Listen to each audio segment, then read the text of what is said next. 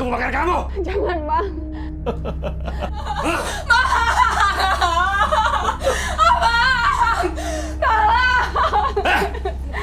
Jangan lari kamu!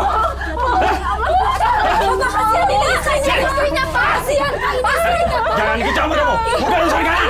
Jangan ikut campur! Pulang! Kasihan istrinya, Diam! Pulang kamu! Pulang! Jangan lari, Leti! Leti! Jangan lari, Leti! Leti! Bukan ini!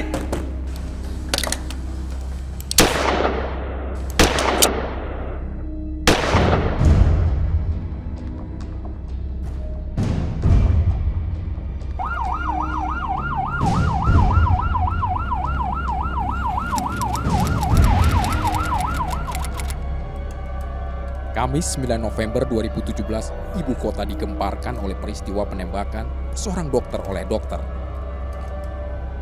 Adalah Dr. Leti Sultri yang menjadi korban penembakan itu, sedangkan pelakunya adalah Dr. Yan Helmi. Mereka berdua suami istri. Penembakan pada pukul 2 siang itu terjadi di klinik Az-Zahra milik Dr. Leti di Jalan Dewi Sartika, Jakarta Timur. Hanya dalam waktu 10 menit, 4 peluru menghujam badan Leti dan 2 peluru bersarang di paha.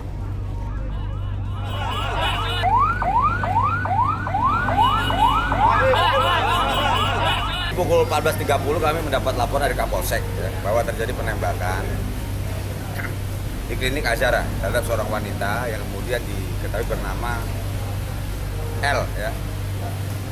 Dan diduga pelakunya adalah suaminya sendiri ya, bernama H yang melarikan diri pasca penembakan. Kurang lebih sang istri ditembak 6 kali ya. Dugaan sementara motifnya adalah sang suami tidak mau dicerai ya, karena istrinya menggugat. Jadi ini kita lihat, dan tim sedang melakukan pengejaran langsung. Ada yang olah TKP, kemudian ada yang pendataan tentang kronologis peristiwa termasuk juga saksi-saksi, dan kami bentuk langsung tim di Polres untuk mengejar suaminya. Semua yang mati pasti akan pindah ke tubuh yang lain. Jiwa Leti akan datang ke tubuh yang lain, inkarnasi. Begitulah kata Helmi ngelantur saat ditanya para wartawan apakah dia menyesal menghabisi nyawa istrinya. Ditanya mengapa tega menghabisi nyawa sang istri, Helmi mengaku mendapat perintah gaib. Benarkah demikian? Ataukah dia pura-pura bermasalah dengan kejiwaannya untuk mengelak jerat hukum?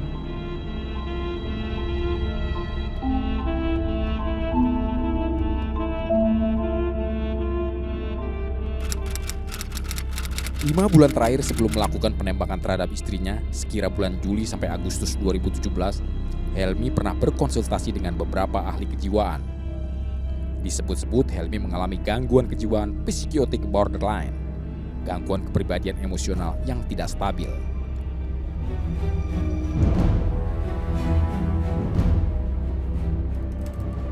Ternyata Helmi mengalami depresi berat dan guncangan kejiwaan ketika menerima relas panggilan gugatan cerai istrinya pada 3 Juli 2017. Gugatan cerai itu terdaftar di Pengadilan Agama Jakarta Timur. Sepekan setelah itu Helmi mendatangi psikiater. Terungkap tahun 1999 Helmi pernah mengalami masalah ketidakstabilan jiwa. Awas itu ada itu. Namun anehnya, Helmi masih bisa lulus kuliah tahun 2001. Berdasarkan hasil tes urin yang dilakukan polisi, Helmi positif mengonsumsi obat penenang Alganak saat menembak istrinya. Memang dari tahun 1999, Helmi itu sudah mengkonsumsi itu Alganak itu. Memang depresinya yang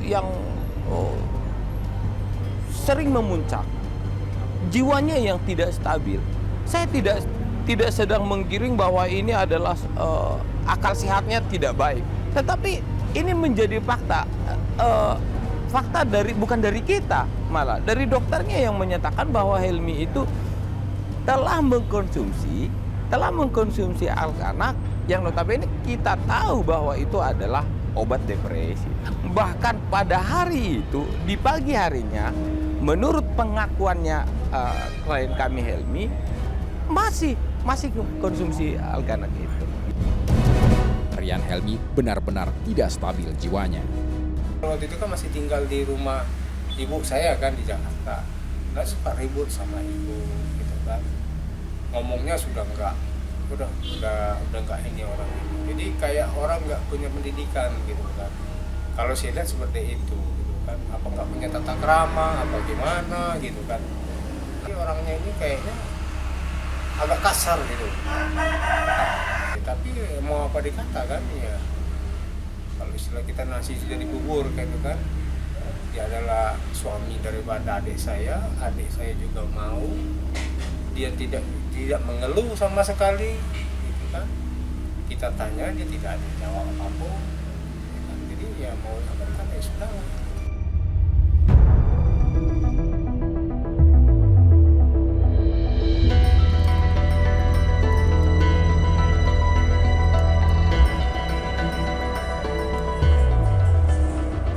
Pak Helmi ya?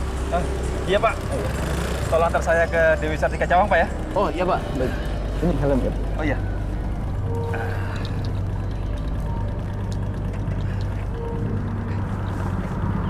Ya. Iya, jalan ya. Iya.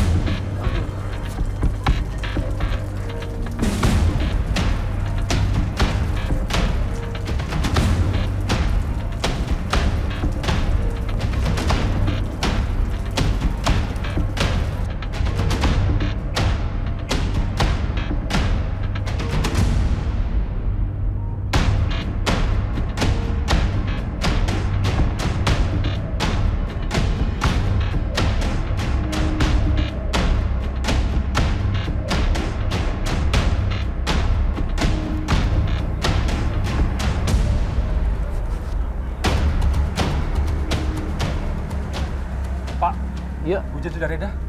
Yuk, kita jalan lagi yuk. Ayo mari Pak, ayo. Ayo Pak. Yuk.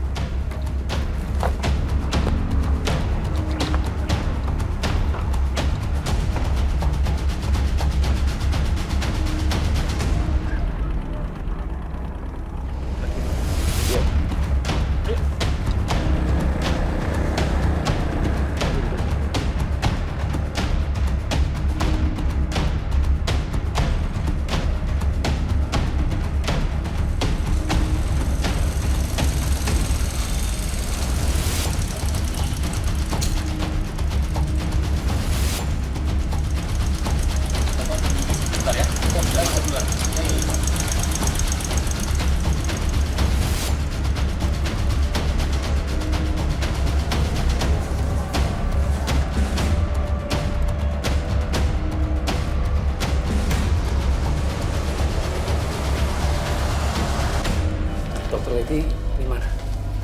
Ada di dalam. Sebentar, saya tanyakan dulu ya Pak. Iya.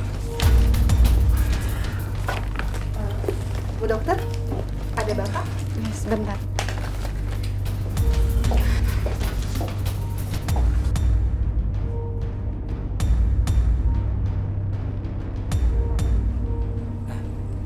Aku ingin bicara sama kamu. Ayo, di sana. Enggak, di sini aja. Emangnya ada apa sih, Bang? Iya, di dalam sana. Nggak enak sama mereka. Enggak, di sini aja. Lagian nggak apa-apa kok Nabila sama Kadir dengar tentang gugatan cerai kita. Lagian aku sudah bulat. Sidang cerai kita juga 2 minggu lagi turun kok. Leti, aku mau minta maaf. Enggak, Bang. Aku udah nggak kuat hidup sama kamu.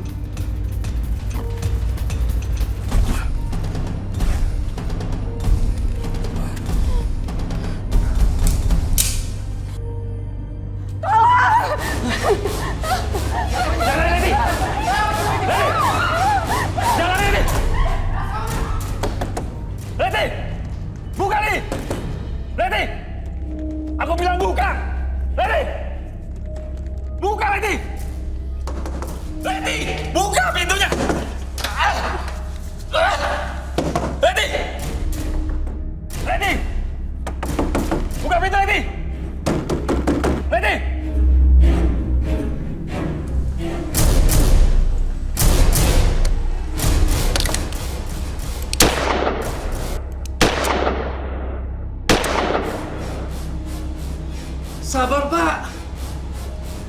Diam kamu. Jangan ikut campur. Jangan tembak saya, Pak ya. Jangan tembak. Ayo.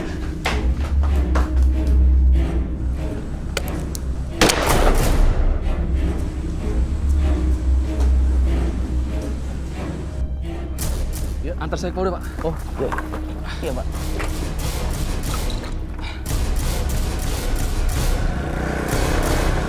Saya habis nembak orang, Pak.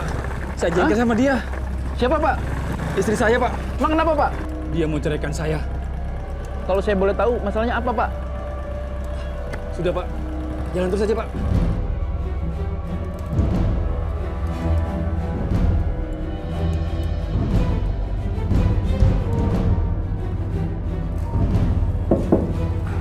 Iya, Pak. Permisi, Pak. Iya. Saya mau menyerahkan diri. Oh iya, silakan masuk, Pak. Baik, Pak. Silakan duduk, Pak. Maaf, dengan Pak siapa? Helmi, Pak. Helmi. Usianya, Pak? 41 tahun, Pak. Pekerjaan sekarang, Pak? Dokter, Pak. Dokter. Silakan, Pak. Nah, begini, Pak. Saya ini kerap bertengkar dengan istri saya. Hampir setiap hari. Karena saya ini sudah jengkel dengan istri saya. Saya nggak tahu kenapa saya begitu emosi dengan istri saya, Pak. Ini tas isinya, Pak. Coba dilihat.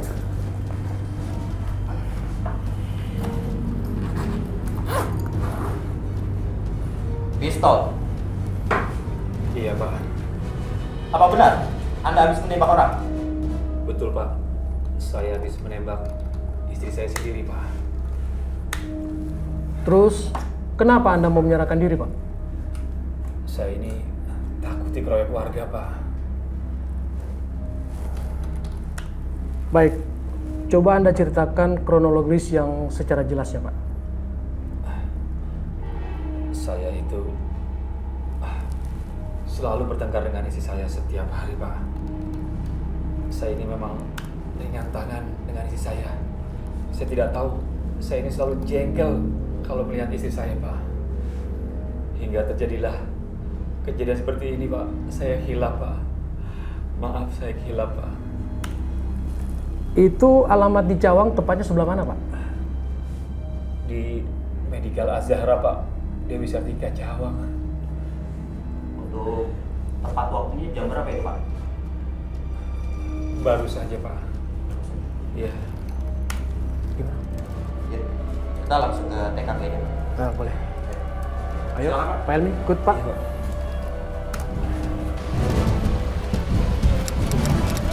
Tugas jaga pun langsung menghubungi anggota Jatanras di Treskrimum Polda Metro Jaya. Dengan dikawal petugas jaga, Helmi dibawa ke ruang piket Jatanras di Treskrimum Polda Metro Jaya.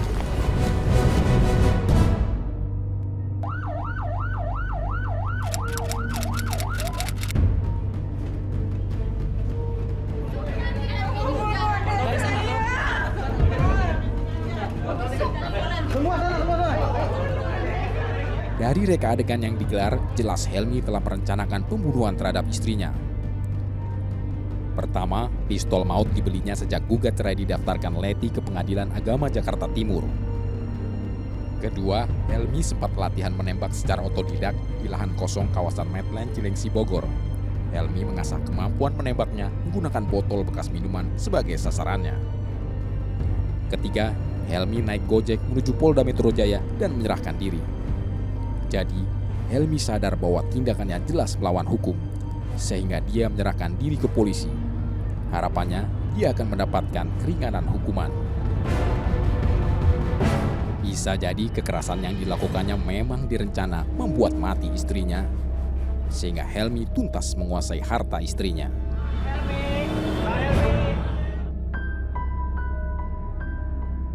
Namun kekerasan verbal maupun fisik terhadap Leti tak kunjung merenggut nyawa Leti.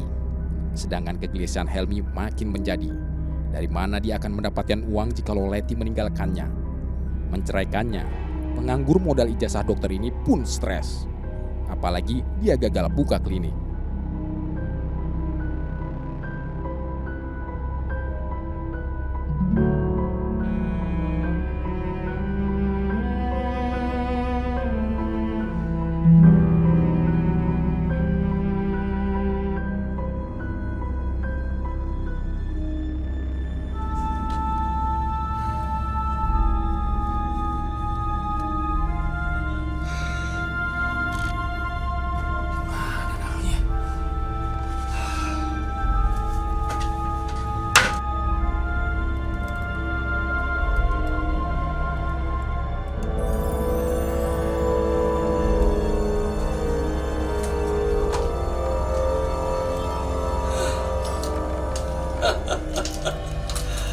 Niat jahat pun muncul di benak Helmi. Harta Leti berupa perhiasan emas dan mobil minibus dikuasainya lalu dijual. Sebagian uang hasil penjualan mobil itu justru digunakan untuk membeli 2 pucuk pistol. Pistol jenis revolver rakitan dan jenis FN itu dibelinya seharga 45 juta rupiah. Bagaimana Helmi mendapatkan senjata itu?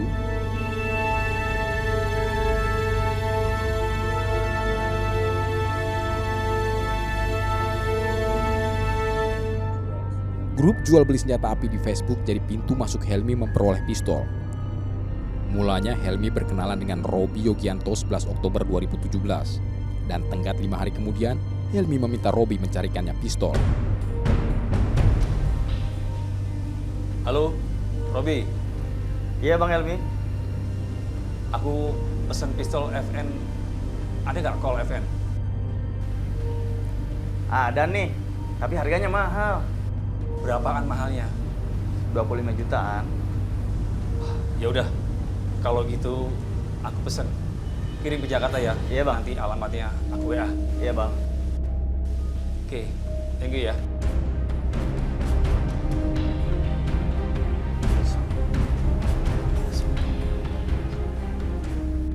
Robi kemudian berkontak dengan Dr. Sony Suyatno warga Surabaya. Robi mengaku kepada Sony kalau dirinya adalah anggota polisi yang bertugas di Mapolda Jawa Timur. Halo Pak Sony. Saya anggota Polda Jawa Timur. Ini ada temen nih mau pesen pistol. Masih ada? Oh, jenisnya apa ya Pak ya? Adanya apa aja? Ada FN dan ada juga Colt. Kalau yang Colt berapa harganya? Kalau yang Colt itu 10 juta. Kalau yang FN 8 aja. Oke, saya ambil itu ya. Sony pun percaya dan mau menjual pistol Colt Cobra kepada Robi sebesar 10 juta rupiah.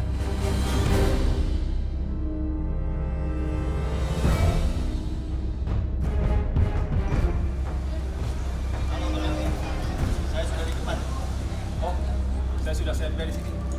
Tanggal 17 Oktober 2017, Robi berangkat ke Jakarta naik kereta api. Sesampainya di Jakarta, Robi langsung bertemu Helmi di klinik Medika Center Cawang, tempat Helmi bekerja dan menyerahkan pistol revolver Colt Cobra. Setelah serah terima revolver Colt Cobra beserta 18 butir amunisi, Helmi mentransfer 25 juta rupiah. Yuk, kita ke ATM sekarang. Saya transfer ya. Yuk.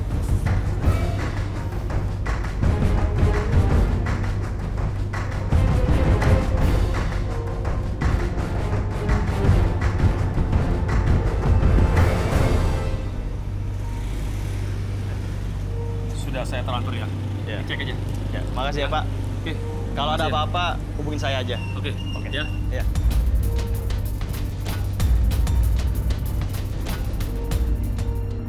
Setelah menerima uang dari Helmi, Robi membayarkannya kepada Sony sejumlah 10.500.000 rupiah. Robi mengambil keuntungan 14,5 juta rupiah. Halo Pak Sony, sudah saya transfer. Ya, makasih.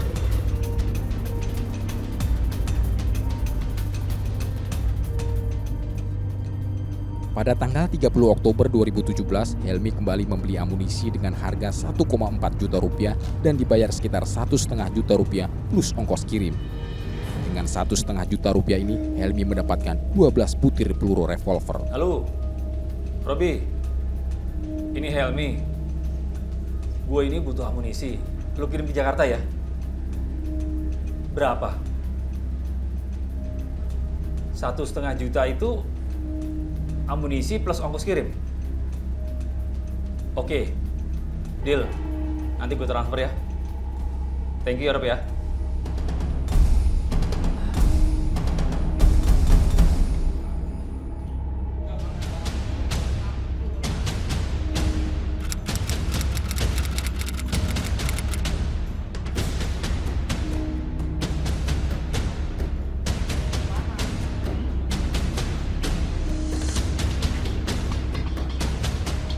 Polisi pun bergerak cepat, keterangan Helmi ditelusuri. 28 November 2017 siang, Robi diringkus di sebuah rumah kos di Dusun Maron, Kecamatan Genteng, Kulon Banyuwangi.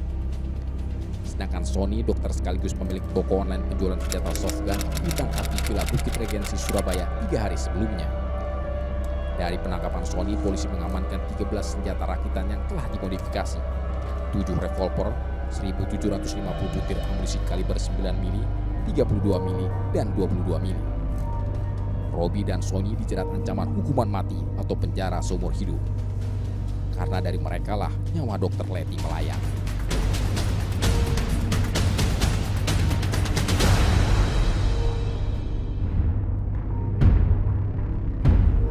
Assalamualaikum. Waalaikumsalam. Kamu bisa lihat jam kan? Jam berapa sekarang? Dr. Letty Sultri tiada berdaya. Lebih kurang 5 tahun hidup bersama, dia hanya jadi bulan-bulanan kekerasan yang dilakukan Helmi. Bahkan nyawanya pun berulang kali hendak dihabisi suaminya itu. Mereka kerap cekcok. Kamu tuh jawab aja sih. Ampun, Bang. Ampun. Ampun. Dari tadi kamu ngejawab apa ya? Ampun kamu. Gak tahu jam kamu ya? Jam segini baru pulang. Hah?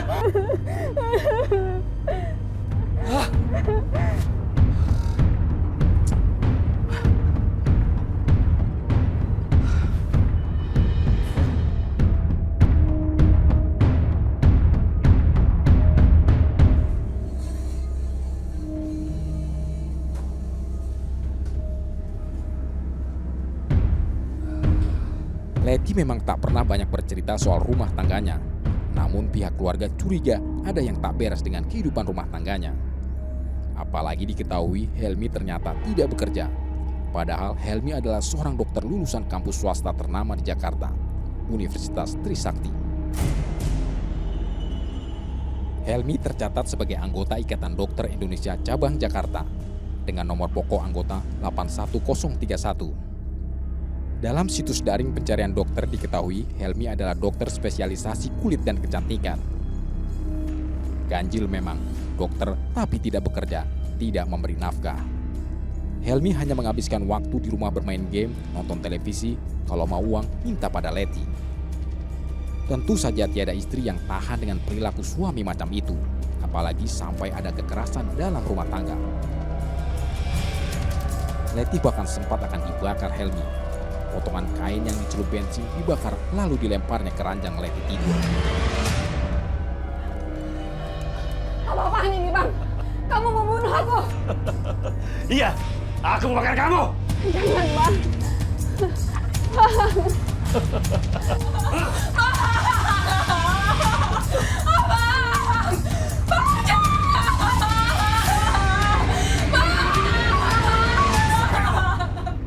Ceritanya itu dia ribut. Nah, ribut itu masalah apa saya juga nggak tahu ya, nggak tahu persis. Cuman dia ribut, adik saya ini lagi tidur karena kecapean pulang malam kalau nggak salah, itu kejadian itu mungkin antara maghrib dengan isya lah. Jadi malam, jadi pulang kecapean, dia istirahat sebentar. Nah, suami ini minta tolong apa gitu sih. Jadi terjadi pertengkaran karena dia lagi capek mau istirahat ini, nggak terima. Si Helmi ini nggak terima. Nah, nggak terima, diambilnya kalau nggak salah saya waktu itu thinner kalau nggak salah, thinner. Nah, dicelup thinner itu ke dalam ada kain kecil, masukin thinner itu, dinyalakan kain tadi, dilempar lagi ke adik saya lagi tidur itu. Aku terus si Bang yang disalahin. Kamu itu jangan ngeremehin saya ya. Aku gak maksud ngeremehin Abang. Justru aku selama ini mencoba bantu kerjaan ke klinik sana-sini buat Abang. Tapi Abang kan selalu bilang gak kerasan lah, males lah, akhirnya keluar. Selalu saja begitu. Dengar ya, aku itu mau bikin klinik sendiri. Iya, makanya Abang kerja, kumpulin duit, biar aku bantuin. Banyak ngomong kamu ya.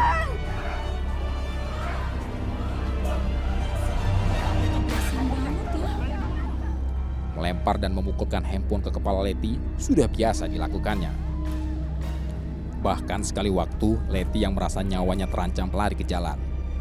Helmi yang kesetanan mengejar, memukul dan menyeret Letty dari jalan. Jangan ikut campur kamu. Bukan urusan kalian. Jangan ikut campur. Diam. Pulang. Pulang. dia lari ke jalan. Nah, sampai di jalan itulah dia diseret mungkin sekitar antara 20 meter lah. Minta teriak-teriak, dia minta tolong. Nah, karena tetangga sendiri tidak berani, karena itu kan KDRT kan. Nah, akhirnya datanglah Ibu RT waktu itu, kalau nggak salah Ibu RT apa Pak RT yang datang ke sana. Nah, sampai di depan gerbang rumahnya ini, mungkin dia nahan kakinya itu gitu kan, supaya jangan masuk. Kalau dia masuk ke dalam, mungkin nggak tahu apa jadi. Mungkin pada saat itu sudah mungkin saya nggak tahu ya, kemungkinan besar mungkin sudah diapa-apakan, saya nggak tahu juga gitu kan. Nah, sampai di gerbang itulah Pak RT apa Ibu RT itu mendamaikannya, udah gini. Akhirnya agak reda, dibawalah ke rumah sakit di Cawang itu sendiri kalau nggak salah saya. Nah, sudah kejadian itu, malam itu juga adik saya ini langsung pulang.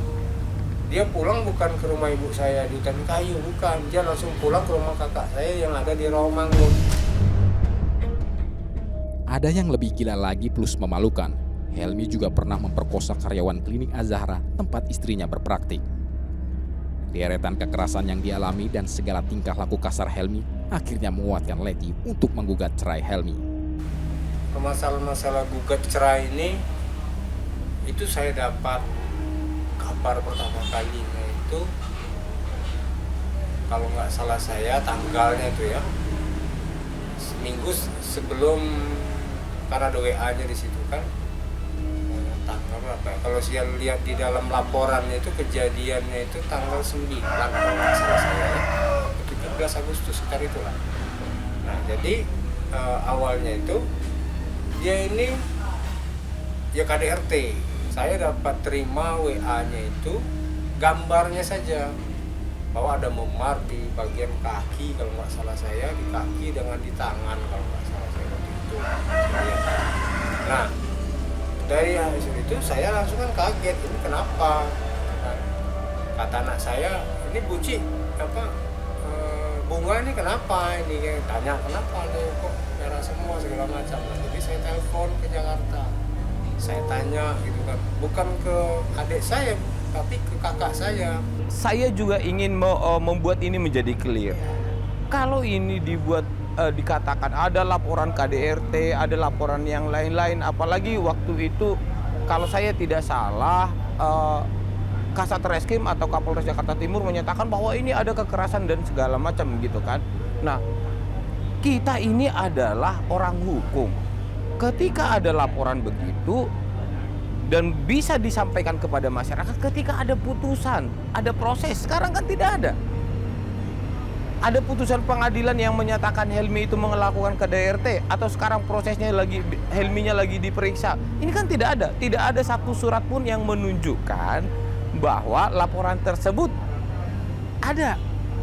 Hanya ngomong doang kan? Iya dong. 14 Agustus 2017, Helmi mengirim pesan singkat kepada Ferry, saudara Leti. Di pesan itu, Helmi menyatakan permohonan maafnya kepada keluarga Leti dan mengaku sedang frustasi. Helmi juga memohon bantuan kepada Ferry untuk mendamaikan dirinya dan Leti. Bahkan menjanjikan uang 15 juta rupiah kepada Ferry jika bisa mendamaikan Leti dan dirinya. Namun Leti sudah tidak sanggup hidup bersama Helmi sehingga proses cerai bergulir terus.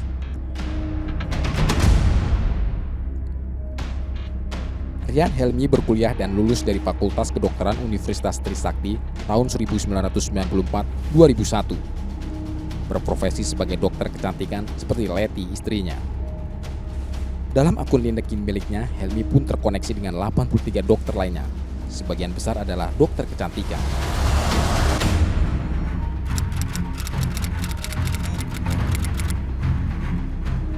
Rian Helmi yang meringkuk di balik jeruji sel tahanan LP Cipinang akhirnya menjalani sidang perdana. Kamis 29 Maret 2018, sekira pukul 2, Helmi sebagai terdakwa menjalani sidang di Pengadilan Negeri Jakarta Timur. Sidang perdana ini mengagendakan pembacaan surat dakwaan. Jaksa penuntut umum mendakwa Helmi dengan pasal berlapis atas pembunuhan yang dilakukannya terhadap Leti. yaitu tentang pembunuhan berencana dan memiliki serta menggunakan senjata api tanpa izin.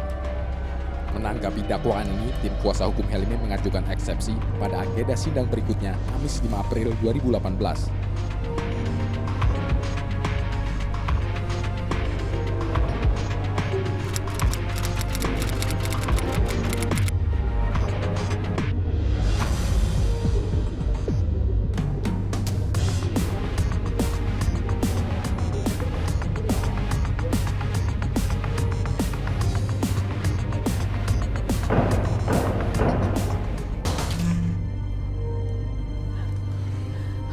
Apa-apaan ini, Bang?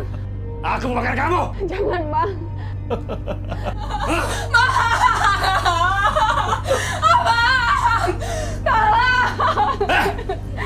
Jangan lari kamu!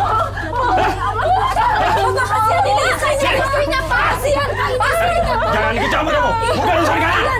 Jangan ikut campur! Diam! Pulang kamu! Pulang! Jangan lari nanti! Lari! Jangan lari nanti! Leti! Buka ini!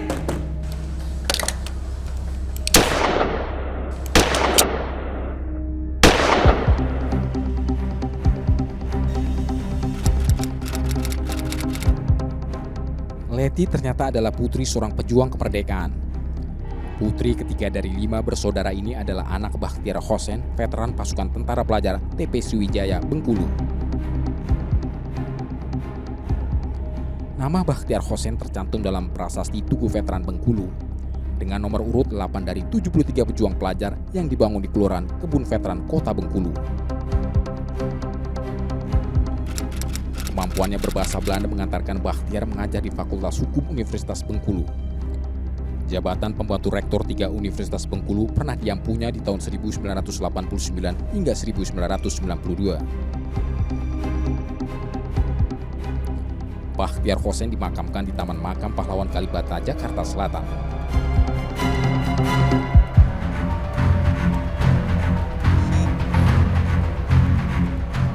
Leti Sultri binti Bakhtiar Hossein lahir di Bengkulu 25 Februari 1971. Dia menghabiskan masa kecilnya di kawasan Jalan Nusa Indah, Bengkulu.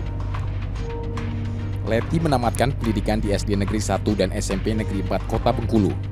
Sedangkan SMA, Leti hijrah ke Jakarta, bersekolah di SMA Muhammadiyah 4, Jalan Keramat Raya, Jakarta Pusat. Lulus SMA, Leti kemudian melanjutkan studi ke Fakultas Kedokteran Universitas Yarsi, Jakarta.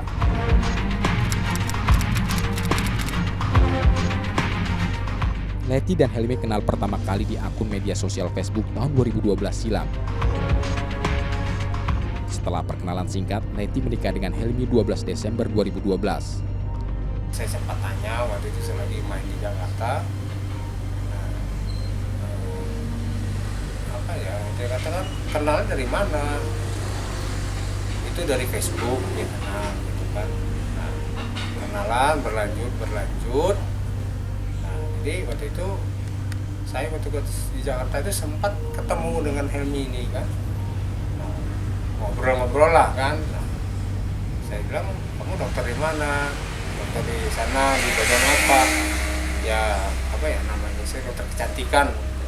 Ya udah, dia bilang ya udah bagus gitu kan. Karena kenapa? Prospeknya kalau di Bengkulu mungkin kalau kamu buka seperti itu cukup lumayan karena di Bengkulu jarang gitu kan. Nah, sampai ngomong seperti itu kan. Jadi ya saya welcome saja kan, karena kenapa? Ya ketahuan buruk dan tidak itu setelah mendalami gitu kan. Jadi setelah itu ya saya anggap baik-baik saja ini orang gitu kan. Nah, kemudian adik saya tanya, ya kalau memang udah cocok benar, udah sayang benar sama dia, sudah silakan aja, suruh dia ngelamar. Jangan lari kamu! Setahun setelah pernikahan itu, rumah tangga mereka mulai retak gara-gara perselingkuhan yang dilakukan Helmi. Dan sejak itulah Helmi mulai kasar, verbal maupun fisik. Jadi yang sangat saya kesal waktu itu sampai saya sempat pulang ke Jakarta waktu itu karena perilaku soalnya itu. Saya sempat bukan mengancam, tapi untuk kebaikan daripada adik saya sendiri gitu kan. Saya sempat ngomong ke adik saya, kalau seandainya Anda istilahnya dipukul, saya akan turun.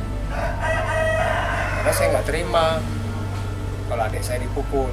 Tapi pesan itu saya sampaikan ke adik saya yang almarhumah.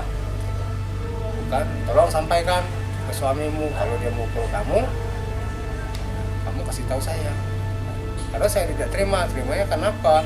Dari kecil kita nggak bisa dipukul seperti itu, gitu kan?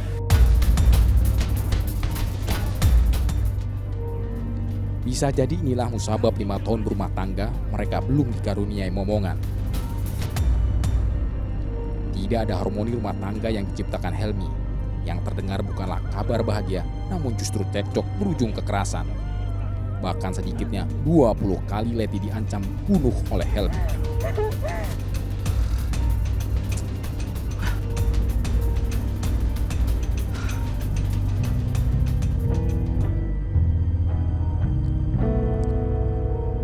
Kehidupan mereka berdua penuh lika-liku.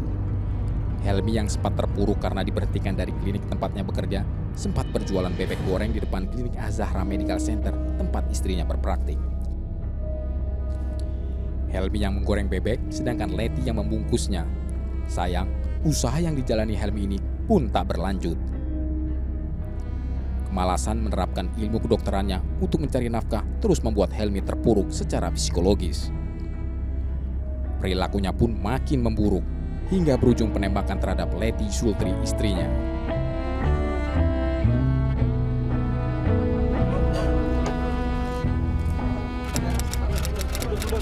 Almarhum Leti dimakamkan di TPU Kemiri, kawasan Rawamangun, Jakarta Timur. Pemakaman tepat di Hari Pahlawan 10 November 2017 ini mengingatkan kembali kenangan pada ayahandanya, almarhum Bakhtiar Hossein. Dia buka kakinya penyebabkan terganjal kayak itu. Buka ini. Udah, sampai oke terus lagi Pak. Buka. Yang depan kurang serong Pak. Buka Pak. Kepalanya. Ini lepas lah itu. Buka. Kapasnya jangan. Sampai sekarang pun juga saya termasuk anak-anak. Rasanya karena almarhumah ini panggil Bunga, kayaknya Bunga ini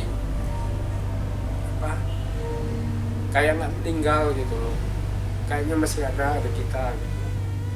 Nah saya ngomongkan anak doakan aja saya kalau ini diterima saya, jadi seperti itu kira-kira. Jadi